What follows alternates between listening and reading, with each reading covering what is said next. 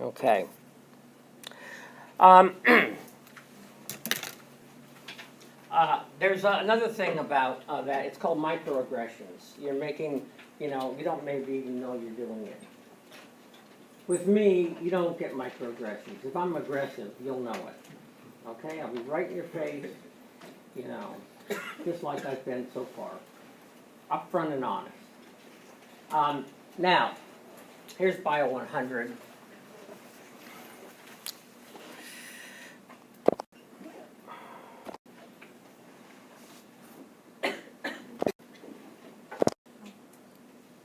Oh, how to do well in class. Well, before class you can read notes. Now, just so you know, let me go back. This is what I would do. Okay. Let's see. Don't miss an exam, obviously. If you do, and you have an explanation, then let me know beforehand that I'm going to miss this exam, or if something bad happens. Oh, I mentioned about withdrawals, I think. I didn't finish that up. So the first 3 weeks, you can withdraw anytime. Just make sure you do. And after that, you have to have a valid excuse, not like, oh, I'm not doing well in the class. Okay? It has to be, well, you're sick or someone you know is sick. My grandma died. She's died 5 times by now, but she's died a lot. And there's been 5 different grandmas. Okay. Anyway, and then at the very end of class, I mean, you can still, if you're sick and you couldn't attend classes, you can actually drop all the classes during the semester. You just have to produce, you have to go to an advisor and produce all the documents they need, and they'll do that. But it has to be valid that you're actually, I was in the hospital for 6 weeks, and I missed class, and of course, you don't want Fs. So unauthorized withdrawals or Fs, you don't want that on your thing. So if you're going to withdraw, make sure you withdraw within the first 3 weeks. And if you start missing class, there's some different options open to you. Okay. Now, okay, who's going to die? You're not going to die.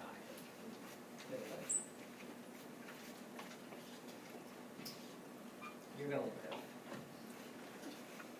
You're going to live. You're going to live to reproductive age 2, but in a fight over a woman, you're going to die. You're going to live. You're going to live. You're going to live. Remember, if I told you you're going to live, I'm going to have you raise your hands in a second. You're going to live. You're going to live.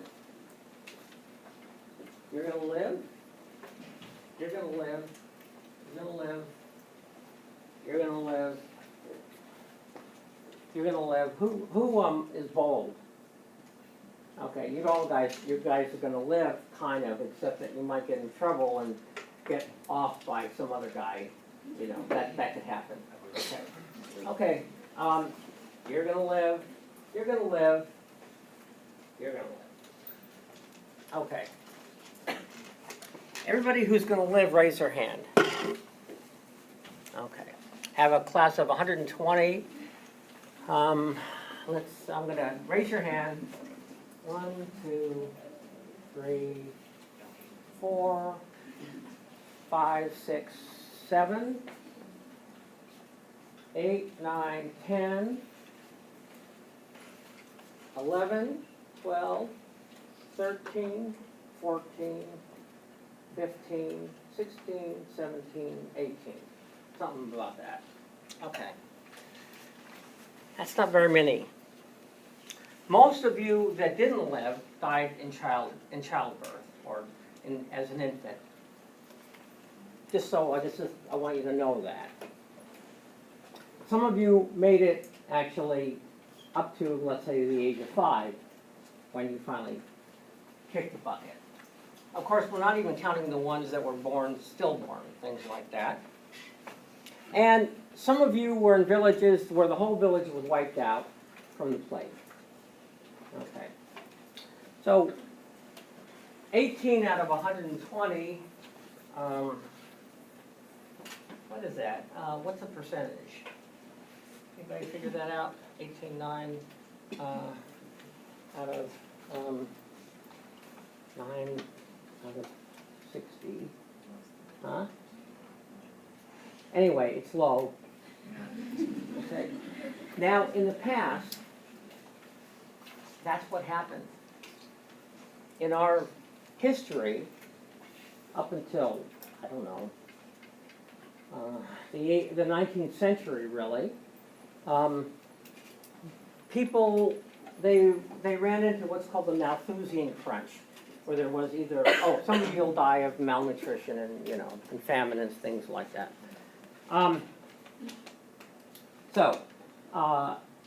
Where there wasn't enough food, and so the amount of food that was available kind of limited how big the population was, as well as diseases that limited the population size, predation, and then, of course, fighting amongst people.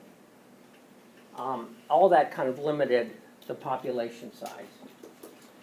That means almost everybody that you were in the same cohort born with, everybody died except for the lucky few, or maybe the unlucky few, because then you actually had to live in actually terrible conditions. Okay? Now, you're thinking, well, why am I doing this? Well, as I mentioned in 19th century, even before then actually, people started learning a little bit about biology. And finally, someone came up with the idea that instead of the 4 humors, that means blood, I think, or is it air, fire, I forget what it is. They believed there were 4 humors that if people got sick, they got out of balance, those 4 humors, and there was ways to cure those people, like bloodletting. Barbers would actually, they were surgeons, and they would drain some of your blood. That was thought to be a good thing to do. Obviously, they were actually helping you kill you. They didn't know that at the time. But finally, the theory of germs as the cause of disease, the germ theory, was proposed, and people started learning about that. They also learned about sanitation as well, and realized that even before they understood germ theory, they saw that under certain conditions, people tended not to live as well as under, let's say, more pristine conditions. Even though people still died of all sorts of different things, mainly, I would say, warfare and diseases more than anything else, and famine. Well, that changed. It changed slowly at first, even up until the beginnings of the last century. It wasn't widely known about germ theory. My grandma, who was born in, I think, 1898 or something like that, a long-time Brooklyn Dodger fan, by the way. And she was one of the few people from Brooklyn who actually was happy they moved out here, because she moved out here before they did, so it was really great. The rest of Brooklyn has been in therapy for the last 50 years. Now, she said that mothers did not go into hospitals for childbirth, because a lot of times they would never come out alive, along with their babies, because of sepsis, infections and things like that. But that's changed.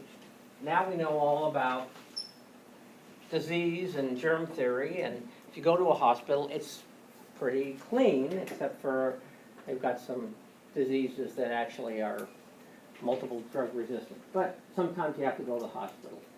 So over time, people learned more and more and more, and instead of, let's say, 15% of the population who was born actually surviving to adulthood, the average age now, and let's say the average age was maybe 20 or 21. If you get rid of all the people who died during childhood, it goes up to 35 or so. And everybody else died. That's 35 average age of making it. Now, of course, it's like 80%. Okay? That happened. It didn't happen because of shamans or witch doctors. It happened because of science. Now, this is important for you because there's a lot of things in science that are hard to understand. Okay? I can understand that a lot of people are terrified of science. There are things that are just, it's amazing what's going on right now in science, in biology especially, but also in materials, all kinds of different things. But in biology, I mean, the new knowledge that we're gaining is way too fast for anybody to actually understand it. So people kind of, you know, focus on one small area. But a lot of that has to, the reason that you're alive in here and you're healthy is because of science, because of modern biology, modern medical science. Without that, you would have been dead a long time ago, because it was common years and years ago that maybe anywhere from 15% or 150 out of 1,000 survived to adulthood, maybe 300 out of 1,000. Now it's not like that at all. It's like, I don't know what it is, 90-something% out of 1,000 survive to adulthood. Okay? So I want you to understand, I'm getting into this because this is science, this is biology, and it's important for you guys to understand how important biology is, and also to become a little bit fluent in biology in terms of all sorts of different things, whether it's diseases, cancer, nutrition, real basic research in terms of genes and gene expression, all that kind of stuff. Okay.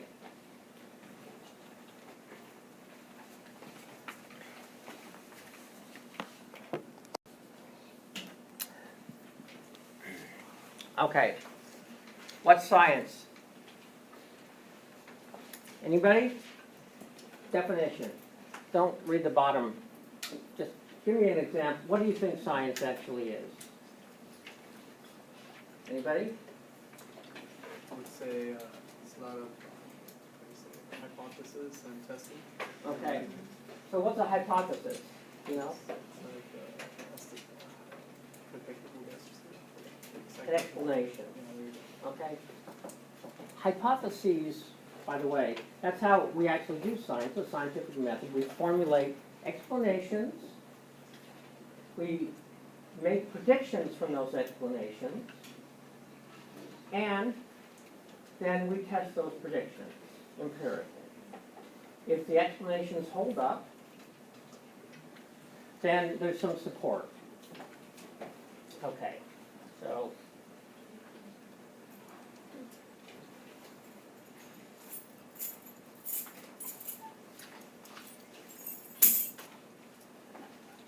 what's the explanation for that? Gravity.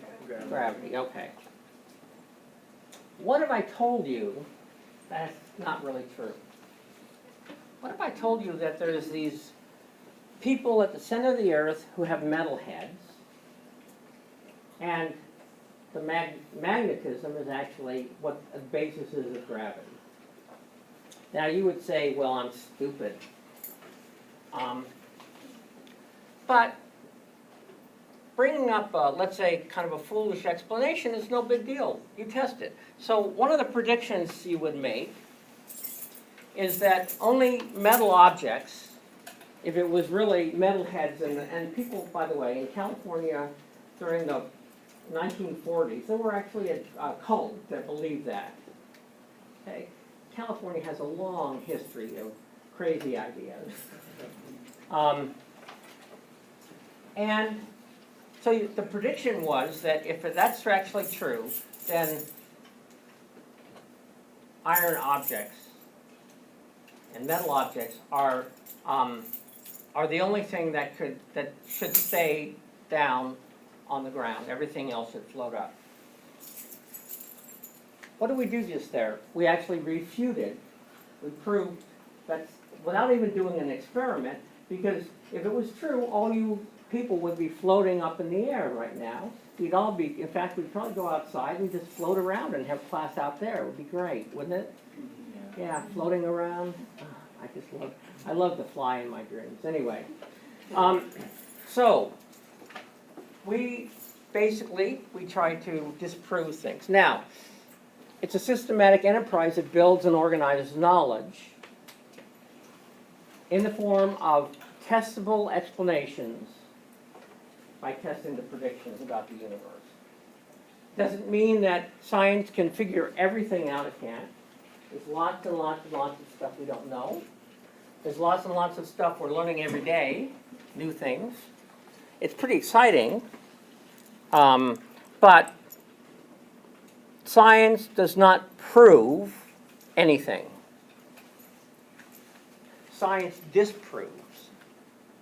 If you have an explanation and the predictions you show that they're wrong, it means the hypothesis is gone. So hypotheses are basically, they could be a dime a dozen. Even coming up with a foolish hypothesis like metal heads in the center of the earth are responsible for gravity, you can use the scientific method and disprove that. In fact, you can use the scientific method in all kinds of different subjects. Okay? Whether it's history, whether it's art, all kinds of different things. Okay? So, science is kind of the basis right now for our society. We're a modern scientific society. A lot of people are freaked out about that because things are changing so fast, and they just can't keep up. Okay? And I understand that. But we have the things that we have because of science, including a much longer average lifespan. And not just an average lifespan, but also a lifespan where it's actually, let's say, pleasurable to live for the most part. It's not like we're in Darfur and or South Sudan right now, and people are, if they're lucky, they die in childbirth. Because if they live, they're living under terrible conditions. But we live in a modern scientific society. So we don't talk about proof. We talk about probabilities in science. There is no 100% certainty in science. There are as close to certainty as you can get, probabilities of, 1 out of 10 billion or something like that it's not true. But in science, we're always questioning whether the explanation that we have is actually true.